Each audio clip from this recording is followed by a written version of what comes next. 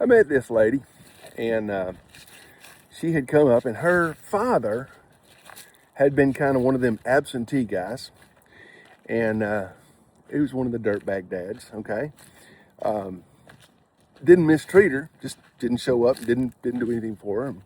So she knew not how a man should treat a woman. So first guy she dates, she marries.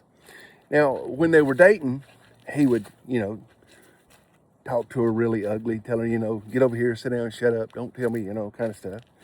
Once they got married, he became physical. And as he became physical, she reached a point where she said, enough, I'm done. And she divorced him. And then within a year, she married his clone. Now, the reason that I'm telling you this is she had to divorce the clone too, because it was the same game.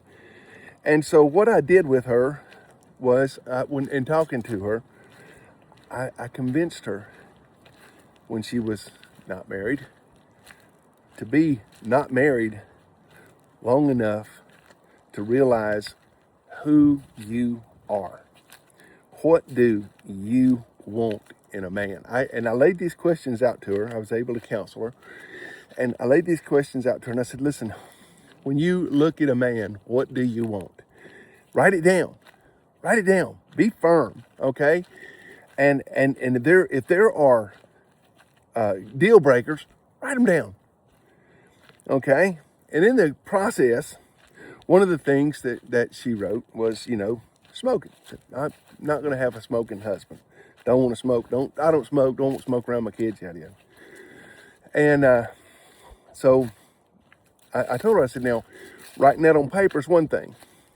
Sticking to it's going to be another. And so as time went on, and the game, the deals that she made, the points that she made, she began to validate the men that came into her life. And when she did that, she started to coming back to me, and she would say to me, Clell, this guy, he seemed pretty nice in the beginning. But then when I started to get to know him, I started to seeing the same flags that I saw in, she named her ex-husbands, and she said, and so I left him, and I said, this is what you're doing. This is perfect. This is what okay? You bring a lot to the table, whoever you are.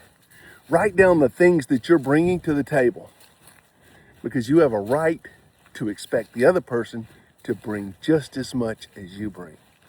Part 1, comment, like, share, and follow.